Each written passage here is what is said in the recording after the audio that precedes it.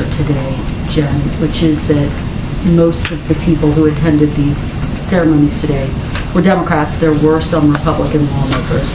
You do have this pushback from the former president and from some of his supporters, and polls show that there are still a number of Republicans who believe that the election was stolen from the former president. Does President Biden feel as though he's done enough to unify the country? And what more does he need to do, given the sharp divides that we still see on display today? Well, I would say, Kristen, that I don't think calling this the events of today a partisan issue or suggesting that we have reached a partisan point is doing justice to the tens of millions of Republicans, independents, and others out there who don't feel that way. We're talking about some Republicans in Congress, not all, many, far too many, who, in our view, in the president's view, need to take a look at themselves and think about what role they want to play in the history books. When their children and grandchildren look at the history books, do they want to be perpetuating the big lie? Do they want to be walking like silent lemmings behind the former president and who fomented an insurrection? Or do they want to be part of saving our democracy? So the question really should be directed at them, and that's our view. Go ahead. Thanks, Jen.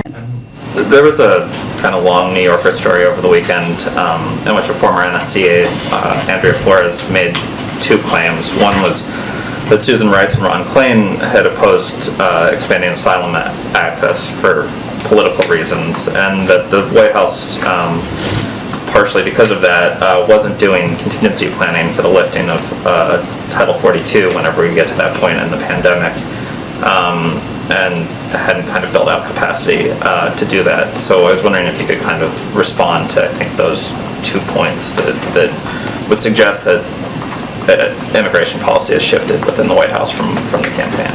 Well, what I can tell you is that I did not work with Andrea Flores, so I don't know her well, nor can I speak to her role here, but that our policy as an administration has been entirely consistent with what the president committed to on the campaign. And his effort has been to build a fair, humane, and lawful immigration system and bring it into the 21st century. Hence, he obviously proposed an immigration bill on his first day in office, and beyond that, he has taken steps to protect DACA recipients, ended the Muslim ban and the public charge rule, put together the Family Reunification Task Force, restarted the Central American Minors Program that the previous administration ended, extended our newly designated temporary protected status for a number of countries, and worked with DHS to give clear guidance for internal enforcement. It's also true that we're still in the midst of a pandemic, and that is not something, of course, as we've talked about here a bit in the past, that everybody anticipated still being at this point in time. The CDC is obviously the determinant of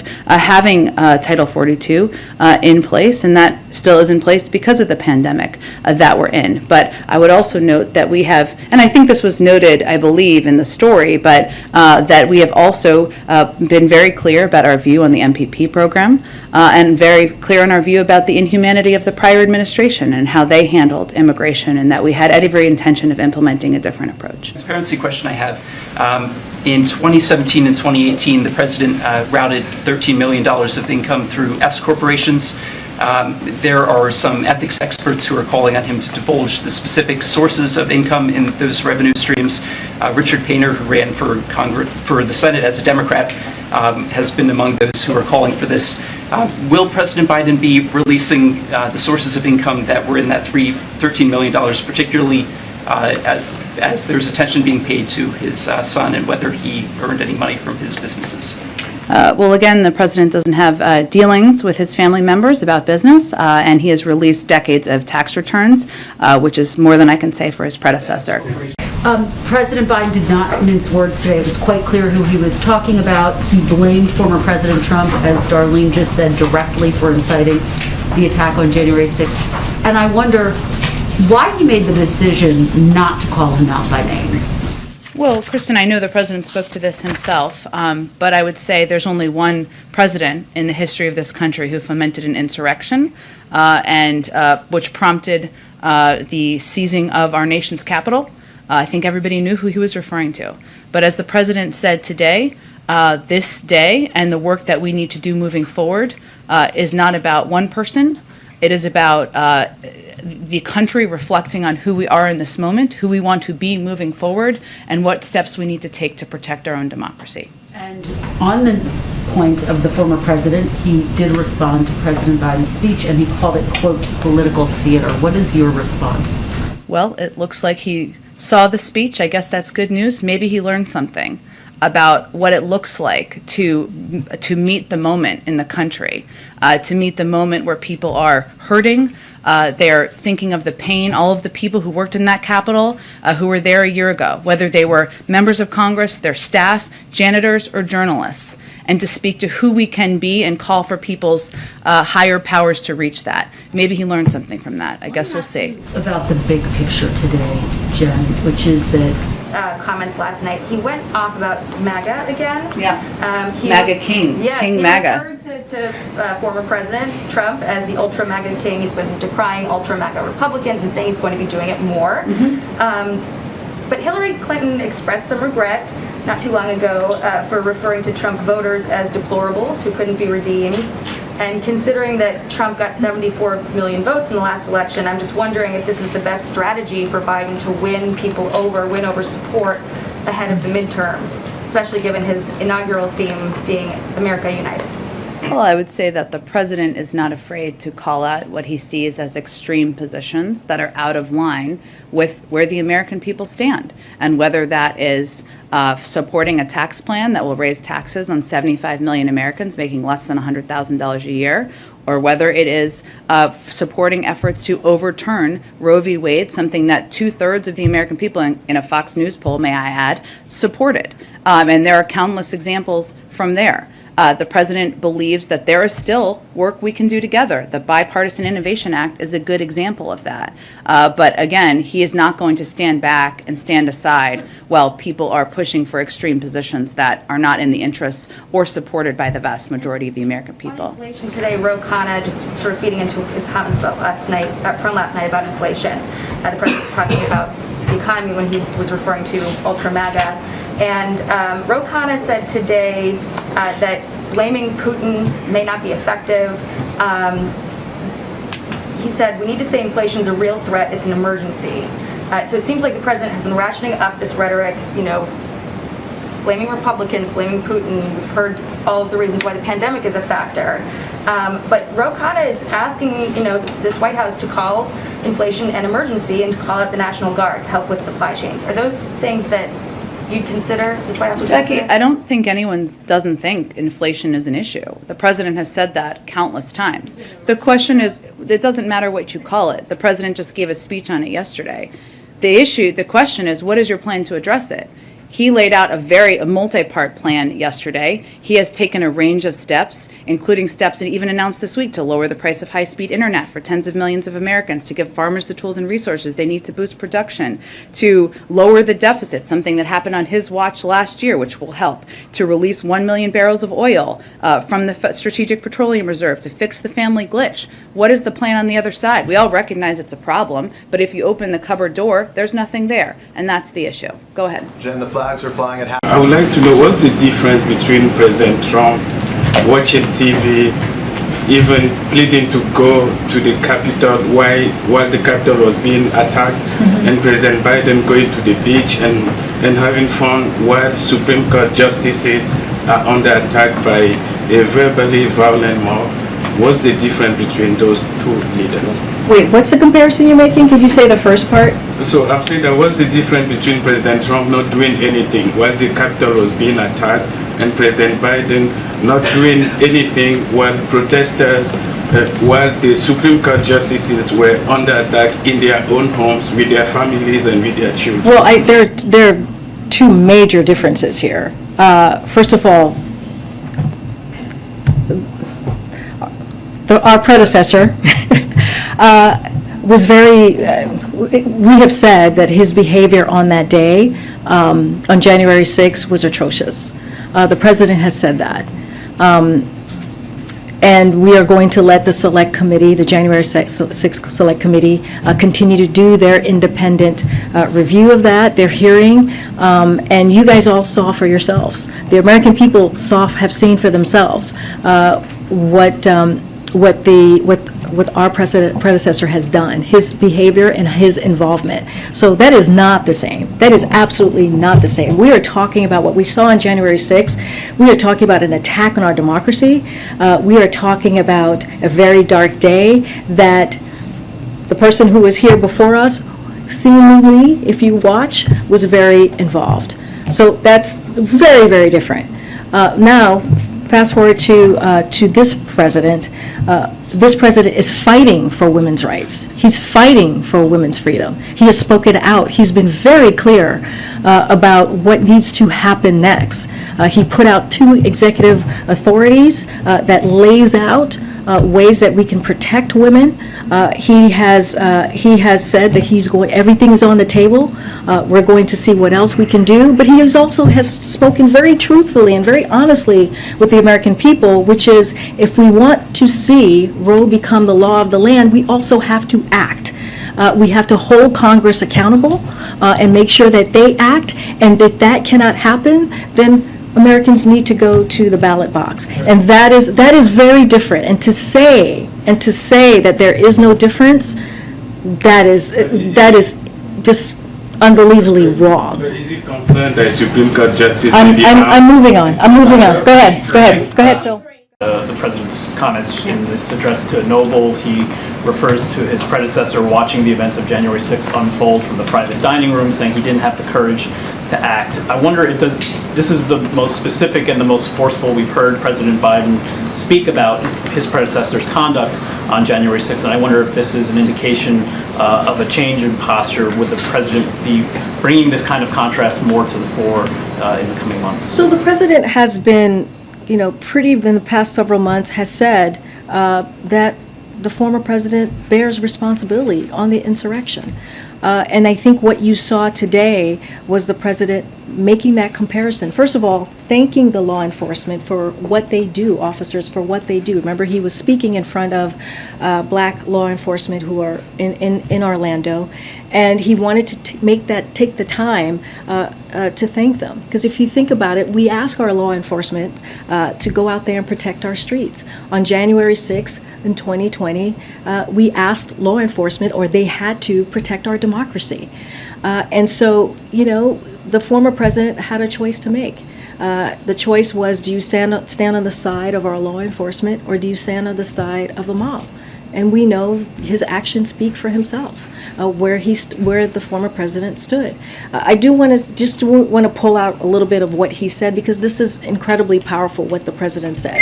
So the Capitol Police, the D.C. Metro Police, and the law enforcement were attacked and assaulted. They were speared, they were sprayed, they were stomped on, they were brutalized, and lives were lost. And after 3 hours, the defeated former president of the United States watched it happen. As he sat in the comfort of his private dining room next to the Oval Office, brave law enforcement were subjected to medieval hell for 3 hours. And so that's what the president wanted to make sure that he put out there, dripping in blood, surrounded by carnage, face to face with crazed mob that believed the lies of the defeated president. So the former president bears responsibility for that. And also in the speech, I want to add is that you heard the president also make a contrast with the 2 senators in Florida. We talk about, you hear politicians talk about how they're on the side of law enforcement officers. But then you have these 2 senators in Florida who do the complete opposite of that.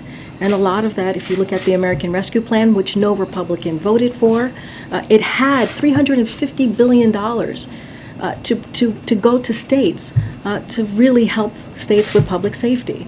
And so that's the contrast the president wanted to make, and he wanted to make sure he did that in front of the law enforcement officers who were there. Some of the details he's drawing upon there echo what we have heard in the January 6th committee's hearings. Has the president also had any sort of briefings from Justice Department officials about the state of any investigations they might be undertaking? So, as we've said many times here, as the President has said, the Department of Justice is an independent, agency, especially as it comes to legal decisions and issues. So he leaves that on the Department of Justice. That's not something that we're going to comment. Again, they are independent when it comes to legal matters, and we leave that to them. President Trump. Go ahead, I promised that I would get back to you. So as you know, the former president is giving a speech tomorrow here in D.C., his first public speech in D.C. since he left office. I'm just wondering if the White House is tracking that, listening to some of his policy recommendations, especially since, as you know, a lot of Americans might side with the former president and feel, kinship with him or agree with those policy recommendations. Are you guys keeping an eye on it? So it's not something that I'm tracking or we're tracking here. I don't know what he's coming to talk about. I guess we'll see when he gets here tomorrow. Okay. All right, guys. I'll take one more question. Go ahead, Chris, because I haven't called on you in a while. Thank you. So yesterday, this speech, the president said you can't be pro-insurrection and pro-democracy, and he also said you can't be pro-insurrection and pro-America. There's Democrats across the country that are spending money supporting these candidates, basically. What does the president think of that? Can you say that there are There's Democrats across the country who are supporting some of these candidates in primary. like Democrats, like Americans, like everyday Americans, or elected officials? Elected officials and candidates. So I can't. I mean, I'm not going to speak to that. Especially as we're looking at an election or anything that's related to potential midterms. It's not something that I can speak that from here. But I do want to make very clear what the president did yesterday, and he has said this before when he has talked about what the former president, his predecessor, how much he bears responsibility for what happened on January 6th in 2020. There was. His predecessor, Donald Trump, had an opportunity to be on the side of democracy, but instead, he was on the side of the mob. And let's not forget what happened to the law enforcement on that day, the heroism that we saw. They're supposed to be protecting our streets, and here we have law enforcement that was protecting our democracy. And while they were doing that, they were being assaulted, they were being attacked, and by a mob that the former president clearly supported. And so what the president wanted to do yesterday, he took the opportunity while he was in front of law enforcement, clearly via video. He was supposed to be in person yesterday in Orlando, and he took that opportunity to thank them for their heroism and also to compare their bravery to the lack of courage that we saw from the former president. I'll see you guys tomorrow. Thanks, Karine. Do you consider Donald Trump to be a political rival of President Biden? I'm not going to speak to that from here. Well, you talk about Trump all the time. So do you consider him to be I don't talk about Trump all the time. ultra MAGA? You guys were criticizing his handling of COVID last week. You've mentioned his January 6th response a couple days ago. So can you say, based on all that, I didn't say anything about Mar-a-Lago. I'm just asking you if you consider the president to be... I'm saying from here, I'm not going to comment on that.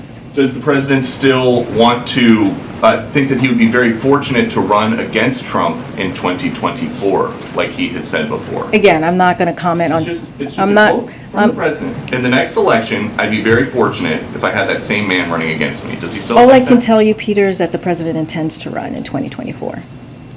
Is there a concern here that if you guys don't say more, then these Republicans who are accusing this White House of weaponizing the Justice Department, weaponizing the FBI, that's going to become the public sentiment. If you guys don't say once and for all, we are not doing that. First of all, we're just not going to comment on the Department of Justice investigation. Okay, we're just not going to comment on that. Is this White House weaponizing the Justice Department and the FBI against political opponents? The president has been very clear from before he was elected, very clear on this. Hold on. Throughout his time in office. I heard the quote. We will be playing the quote tonight at 6 o'clock. Is this administration weaponizing the Justice Department and the FBI against political opponents? Peter, the president believes in the rule of law. The president believes in the independence of the Department of Justice. That's a yes or no. Just No, is the that is, White House- no, it's a yes or a no for you. I'm answering the question. You may not like it, but I'm answering the question. And I'm answering the question and I'm telling you that we are not going to comment on a criminal investigation. The president has been very clear. I laid out what his thoughts were back on January 7th in 2021 about how he saw the Department of Justice. And I'm just going to leave it there. We're not going to comment from here, from this White House, on a criminal investigation that is currently happening. And then on Puerto Rico, I was just curious, you spoke at the top about kind of the emergency response, but there's some kind of endemic infrastructure issues that have led to the reasons why Puerto Rico has such a weak grid. And I'm just curious, why, given this administration's focus on infrastructure, the infrastructure bill, et cetera, why more hasn't been done to shore that up and what your plans are there? So just on the grid, just to give you a little bit on the update that we have, is damage assessments are currently underway, but due to the scope and magnitude of the outage, full power restoration will take at least several days. But on anything specific to that and the power and the restoration, definitely would refer you back to Department of Energy. Look, to your point, this is why the bipartisan infrastructure law was so critical and so historic and important as we're dealing with infrastructure and dealing with grids, dealing with our bridges, our tunnels, the things that is going to just not only make us competitive just globally, but also deal with these types of, when you have a extreme weather, making sure that we are able to endure and have an infrastructure that holds up. And so again, this is the importance of this historic bipartisan infrastructure legislation. We will continue to have conversations with the local government in Puerto Rico. Our team continues to do that. I don't have any specific numbers on how funding is going to be able to help Puerto Rico in the long run, but this is something that the president has talked about for some time. We've heard from the last administration, it was a joke about how we were going to improve our infrastructure. This is a president along with Congress that made it happen because of his leadership. So again, we're going to help Puerto Rico in the best way that we can. We're going to continue to be in touch with them and see how we can get them into a better place as it relates to their infrastructure. Thank you, Karine. At a rally in Sioux City, Iowa on Thursday, former President Donald Trump said the radical Democrats are locking up pro-life activists, persecuting their political opponents. Just what is your White House response? Clearly, that's not true. I'm not going to say more than that. It's just not true. It's false. It's a lie. It's not true. So I'm going to move on. There's a perception, though, that pro-life activists are being persecuted, and in the meantime, like pro-life pregnancy centers are being attacked. It's not. That is just not something that I'm going to comment from here about what the former president said. It is, just not going to get any further. I'm just not going to get any further. Go ahead. Thanks so much. Okay. Which one, Karine? Can I ask you to just flesh out some of the desired deliverables from these upcoming summits, starting with COP27? Yeah. The call from developing nations for $100 billion to address, I believe the term is loss and damage. How far is the U.S. prepared to go on that and to respond to that? And then looking at ASEAN and G20, the Indo-Pacific Economic Framework, is the U.S. prepared to welcome Canada or any other deliverables for these summits? So I know there's a lot of questions on this. It's happening in just a couple of days where the president's going to leave on this foreign trip. We're working on getting Jake Sullivan, the National Security Advisor, in the briefing room this week, where he will lay out the goals the president has for this particular trip. Not going to get ahead of the National Security Advisor, but we will share more. We'll have more to share. Okay.